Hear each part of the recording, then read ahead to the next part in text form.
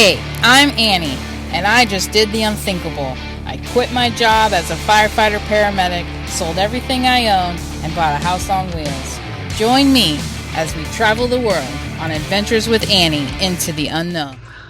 What's up, Road Warriors? My name is Annie, and I will be your host on this adventure of a lifetime, or a shit show, depending who you talk to.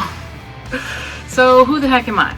I guess if I had to sum it up, I'd say I am a 38-year-old hippie chick, tree-hugging, coffee-sipping, starving artist, photographer, writer, who basically went blue-collar and became a firefighter paramedic. And I've been residing in South Florida for the last decade. I recently made the huge decision and took the ultimate leap of faith and quit my job as a paramedic to travel the world full-time. I have been wanting to do this for a very long time. It's on my bucket list to travel the country. You wait till you're ready, you're never gonna do it. And a lot of people wait until they retire, and I just don't want to work my whole life and save up and then travel when I can't even enjoy it, or I'm too old to enjoy it, or less agile and less healthy. So I want to do it now. And it was scary. It was a really hard decision. There was a lot of tears, a lot of grieving. I can't say it's 100% over and that I'll never be a medic again, or go back to firefighting, but for now, this is the decision that I've made. And COVID-19 played a huge role in that, and also my mental health. I struggle with mental illness and have for a very long time, and I have learned the hard way many times over that my mental health has to come first, and I cannot go save the world as a professional rescuer if first I don't save myself.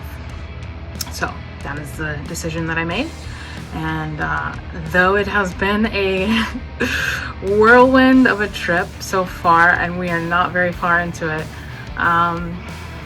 I won't spoil anything for you yet, but we are I still am happy with my decision.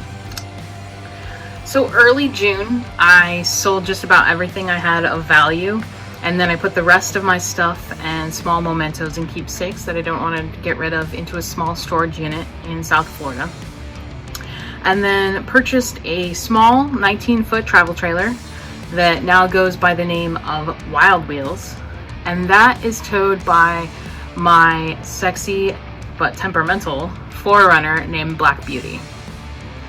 So before we jump onto the journey, last thing I wanted to do was just introduce you to the rest of the crew. So come on, and I'll introduce you to the rest of the gang. Let's go. This is my amazingly talented and gorgeous girlfriend, Wendy. She has taught me the true meaning of love and what it means to live authentically. This is Shanti.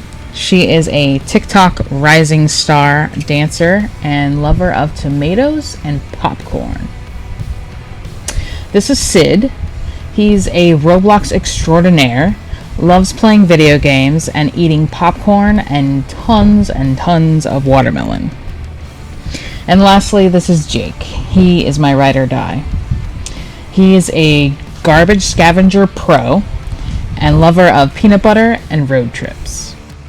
So my partner and I gave notice to our rental properties and packed up, and we set sail for this journey on late at night on June 23rd.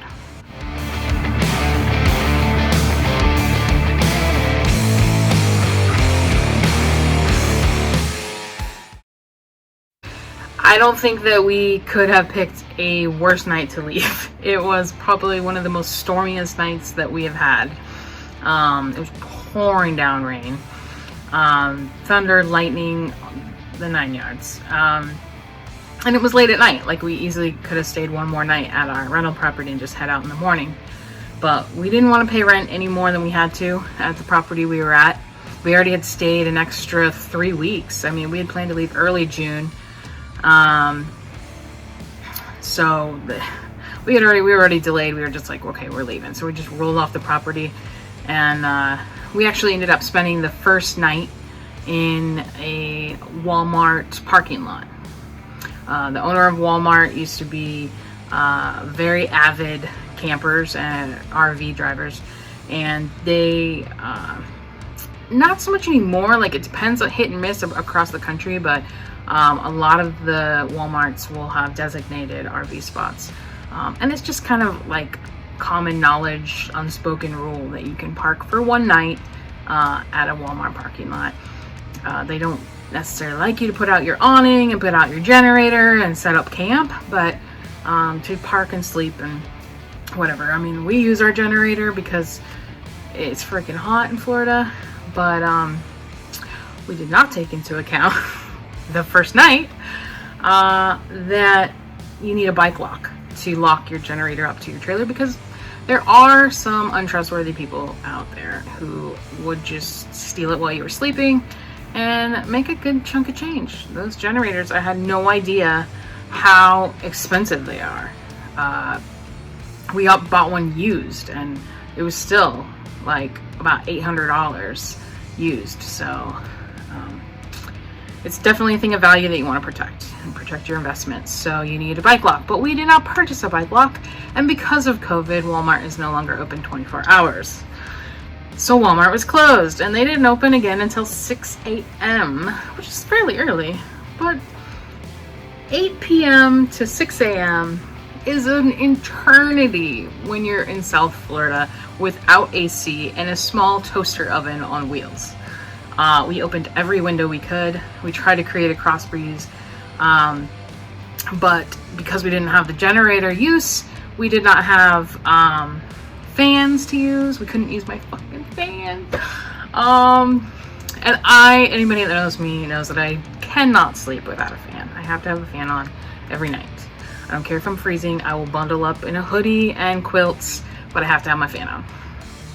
So that was a long, miserable night. We were all sweating so bad. I mean, I had ice on my freaking head just to try to cool down. So the next morning, the 24th, we woke up, and we had previously taken Black Beauty down to my mechanic, Brian, in Stewart, to get it road ready. I knew that it, needed a couple things, standard oil change, tire rotation, yada yada, but I wanted to make sure that it was road ready. So I took it to Brian, told him what we were about to do, and he helped us out, got it ready. We got it back. We realized that noticed that the alignment felt totally off. Like, you were at higher speeds, you were like shaking and vibrating pretty violently going down the highway, and we knew that that was just going to be magnified times 10 if you throw a trailer on the back of that. So we took it back down to Brian the 24th. I had no idea this was going to be the most terrifying ride of my life. And I'm not exaggerating, okay? It takes a lot to kind of shake me up when it comes to those things. And I've driven with some pretty bad drivers in my lifetime too. So this was insane. We did not have any brakes on the travel trailer. Something was not working right. Well, we didn't quite have the brake controller yet. So we had to still purchase the brake controller, and we were on our way to pick that up. And we also did not have sway bars. It was so terrifying. We were fishtailing down the freeway. Anytime a semi came, that was magnified. But I mean, even without the semis, we were just fishtailing the whole way down 95. And I said, you have got to pull over. I mean, I was literally white knuckling it. Like, I was so freaked out. So I said, you need to get off the freeway. We need to take US 1 south because I can't do this. I think I was like sweating. I mean, I was really scared. We got 2 kids and a dog in the back too. Like, we got precious cargo here. So we pull off and we just kind of limp down US 1 and go the slow route, which was so much better.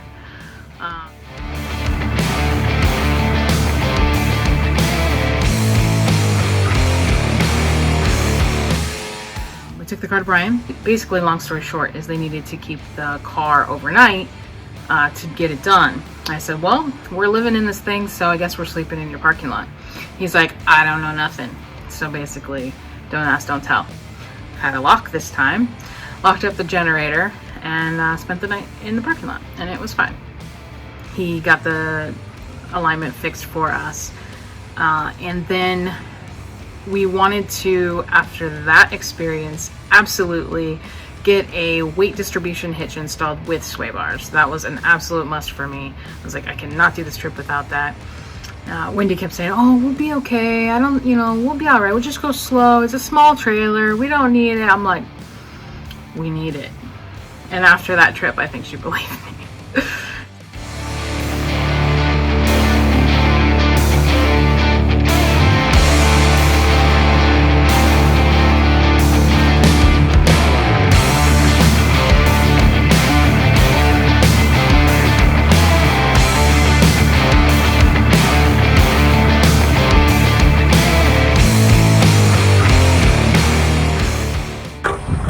What's up, guys? So this is history in the making, and I had to pull out my camera. I know it seems silly, but I'm about to pump our black water tanks for the very first time.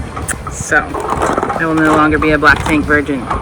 We are here getting this. It's a shitty job, but someone's got to do it. You can see here, we were able to figure out that our hose does fit in the back of our bumper, which is really nice. We just had to jimmy it a little bit, but we did figure it out. All right, well, I'll spare you the details, and I'll be back later. All right, bye.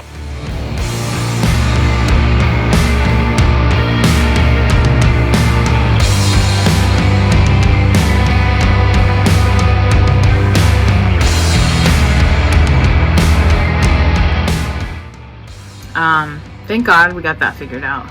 Brakes were fixed, brake controller installed, hitch installed. We are good to go. I was like, all right, spend one more night at this campground, and we're gonna head out in the morning. That was the plan. What in the world happens next?